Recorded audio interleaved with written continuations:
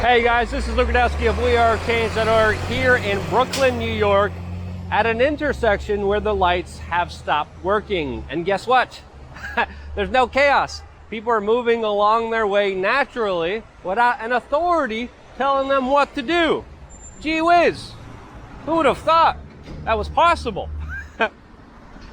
Now, this is probably completely different scenery than you're used to when I'm doing these walk and talks. The last I was doing these kind of videos, it was in the Caribbean.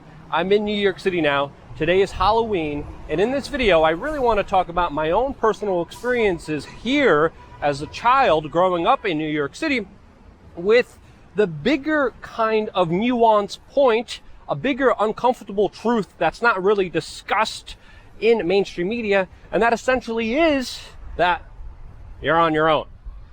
It's a big uncomfortable truth, and you're probably asking yourself, what do you mean? What are you talking about? I'm going to explain that in just a little bit, but what really made me think about my childhood growing up here in Brooklyn, New York, was an article that I just kind of tweeted out, and it says that a judge recently ruled that the police owe nothing to a man whose house they blew up. A very interesting case that happened in Colorado. You could check out my Twitter or Facebook to see the article for yourself, but this automatically made me think of my childhood, because as an immigrant, I moved to a community here in Brooklyn called Borough Park.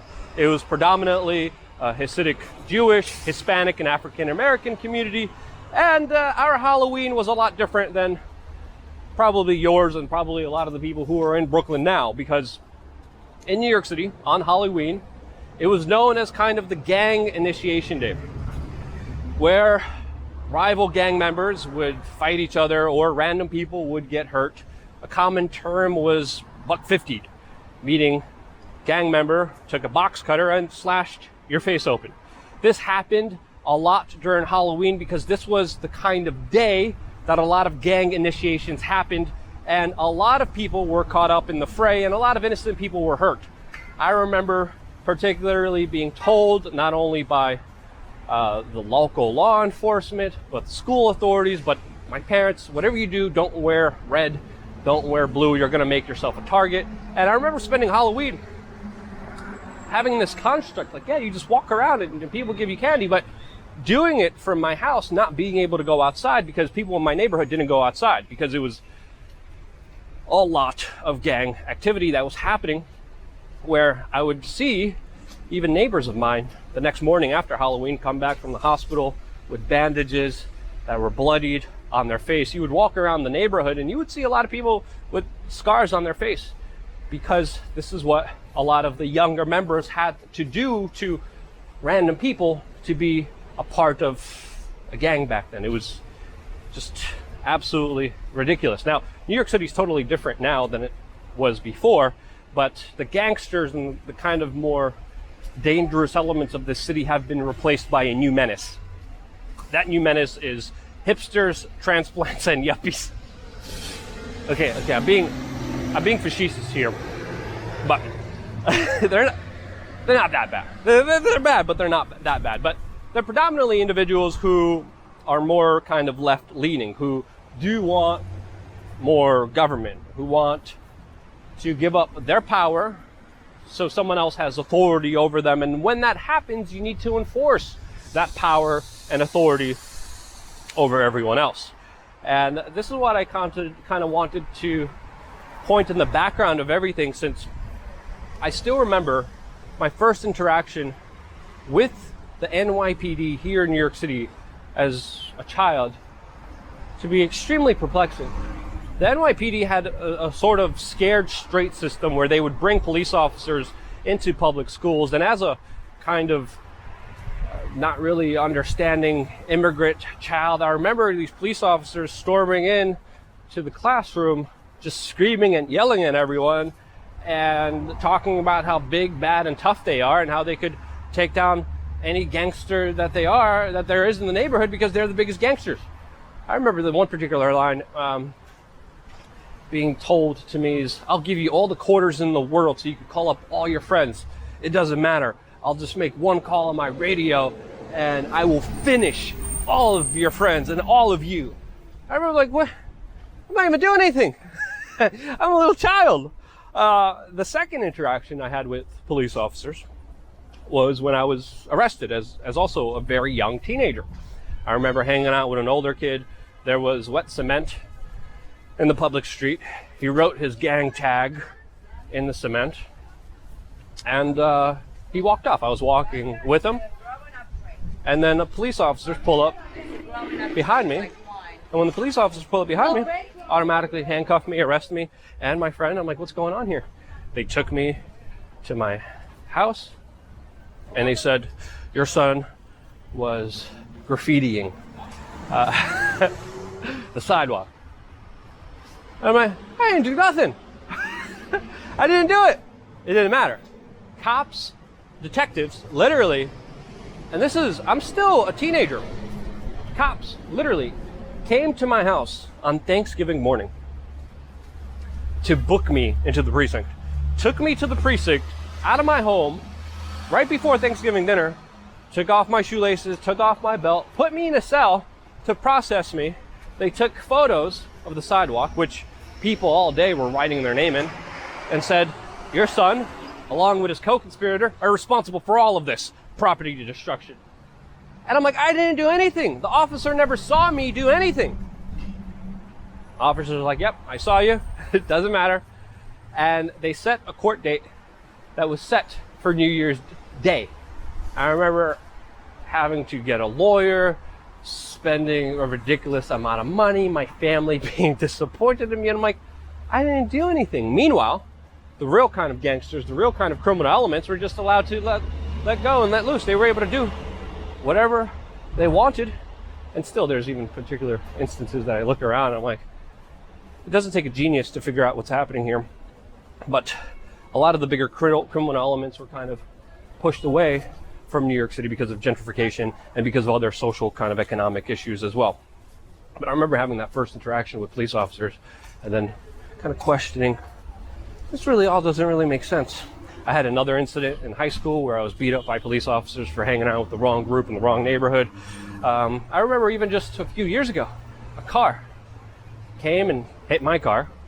I remember pulling up, going after that car, stopping them in the middle of the roadway, finally, after crossing so many red lights, after crossing so many stop signs, and the drivers were drunk.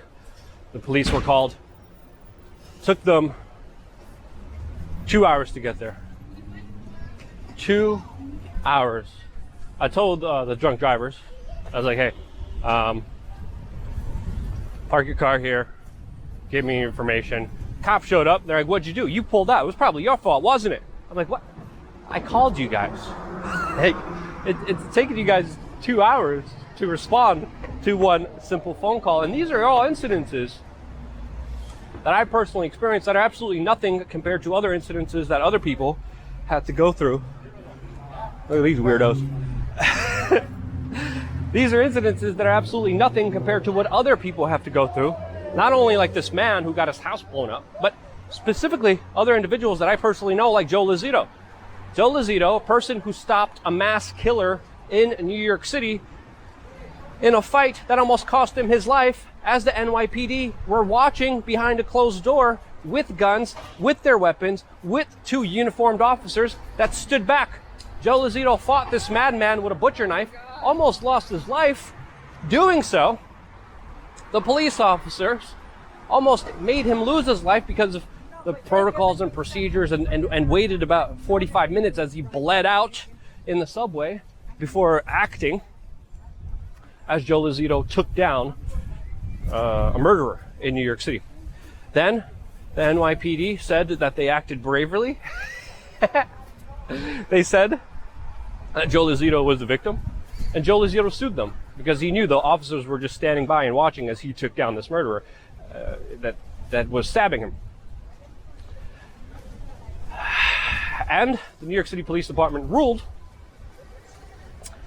that the NYPD has no legal duty to protect you. And then you look at other big events like mass shootings and how police officers are told to stand back. You look at the Epstein story, where police officers authority figures are just being paid off and bought. This brings me to the harsh reality that a lot of people need to understand, is that you can't really trust a stranger, especially if the stranger has a uniform, because all of that kind of big social construct is based on an absolute lie. And that's one reason out of hundreds of reasons why I do what I do, why I am so passionate about injustice, and why I don't believe in authority, why I believe in myself, especially in the right to self-defense, which every individual should have and should be equipped with in one way or another. Also, very interestingly, whenever I set my path on trying to expose these larger kind of injustices, expose the larger kind of craziness that's happening in our society, I actually ended up getting beat up and assaulted and falsely arrested even more by police officers. Now, there are some police officers, rare cases, rare instances that really do go out of their way to help the fellow man and their fellow woman. There are some police officers that are absolutely heroes and do need to be praised and respected for their sacrifice. But that's rare. And the more trust and faith we put in authority that is not within us, the more room we have for pain, suffering, and people getting hurt. It's like this historically. It's like this with any big organization, with any big group that gets too powerful. So never give up your power and authority. Also, plus, a lot of these gangsters wouldn't exist if it wasn't for the prohibition of things that people personally want to put in their bodies. Just like the mafia was created with alcohol, we're having gangs created with this stupid prohibition laws in this country that are only fueling the criminal enterprises. And one of the biggest criminal enterprises is believing that someone has your best interest at heart. That's my particular take on this issue. What do you think? Don't be a chicken. Believe in self-defense. Happy Halloween, beautiful and amazing folks. Have a great, amazing time with your family and friends and community.